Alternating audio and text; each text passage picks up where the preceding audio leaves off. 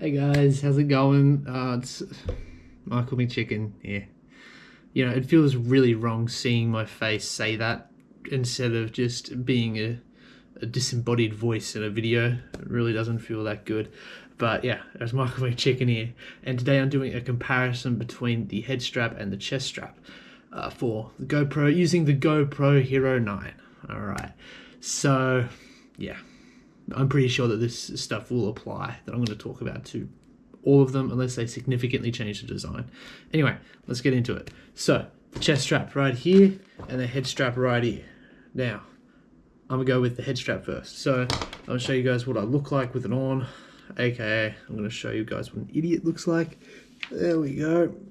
Alright. How's that look? God damn. Alright.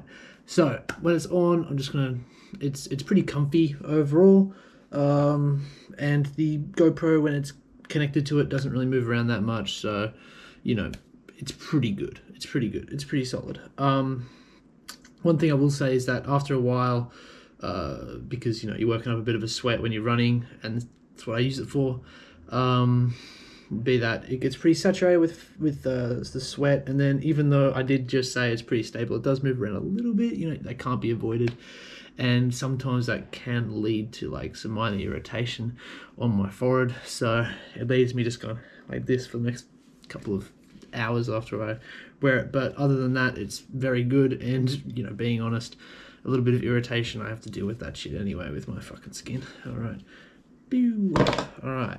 Chest strap now. Chest strap. All right, I think I have to back it up a little bit. There we go. Alrighty. Okay. Jeez. So yeah, as you can tell, it's pretty annoying to put on. Much more difficult to put on, but the head strap is ridiculously easy to put on, so I don't think that really counts. But yeah, it's pretty comfy. Just like they're both very comfortable.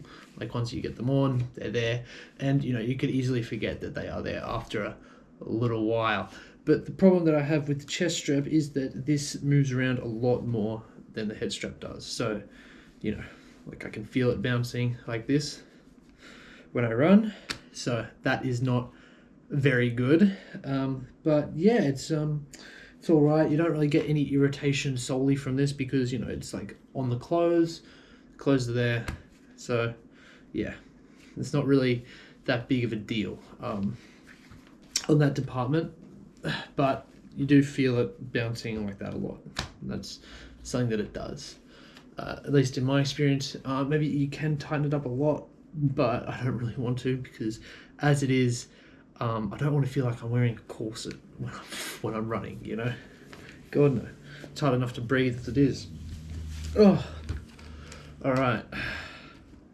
So yeah, that's what they look like, and that's just a quick little description of how they feel.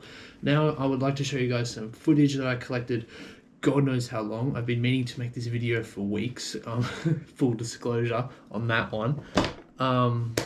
So yeah, I'll be showing you guys some flat footage, so just me running flat ground, some uphill, some downhill, and some views. I don't think it's in that order. I think it goes flat, uphill, view, downhill, so it kind of works in chronological order with the runs I went on. But yeah, so yeah, I'll give you guys some quick narration while it's going on, and I will come back in this form at the very end to give you guys my final thoughts and tell you which one is truly better for running. I can assume that the chest strap is going to be a lot better if you're riding a bike, but if you're riding a bike, you might as well just, I think I have it actually. Where is it? Aha, it came with it. You can use the helmet mount. You know, it's adhesive. Boom. So, yeah, I'm not going to review that because I don't ride bikes. No. Me riding a bike is, at least in mountain biking scenario, is terrifying. Anyway. Alright, so thanks for that, Michael. Physical manifestation of Michael, back to being disembodied voice. Now, as you can see here, the chest strap, I will give it has a better view of the ground, so you guys can actually see the trail, but there is a lot more lateral motion, and I find that makes me a little sick to look at. So head strap is about 10 times smoother on this flat ground. Alright, let's see the uphill. So the chest strap, again, like it has a much better view of the ground, of the trail here, but I would say in an uphill scenario the head strap has a beat. Once again, chest strap is a lot more jumpy than the head strap is. Yeah, not much else to say. So, I was wrong in the in that bit earlier where I said that the downhill would be last. So yeah, it's pretty much the exact same scenario again. The chest strap is a lot more bouncy, it's a lot less visual, and I think the head strap, at least going downhill, is a lot more cinematic because you can see me looking where I'm going to go next. So yeah, this is the view spot, obviously. Yeah, I would give it again to the head here in this scenario as well, because on the chest, like personally, I had to move my whole body just to see like what's going on. Um, so I would like to say again, the head strap wins this one. It just looks overall more cinematic, far better, far better. And and your boy's back in a different shirt. Definitely hasn't been about a week since I recorded the first bit. But yeah, I just looked over the footage again and it's no comparison. In my opinion, no, screw that. Objectively, the head strap is better. That is what I use. That is what I will continue to use. And this guy is just going to sit in my drawer and I don't know. I don't even know, man. Investment of the century right here. But yeah, I'm sure that it has its own use, it has its own purpose, but bruh, bruh.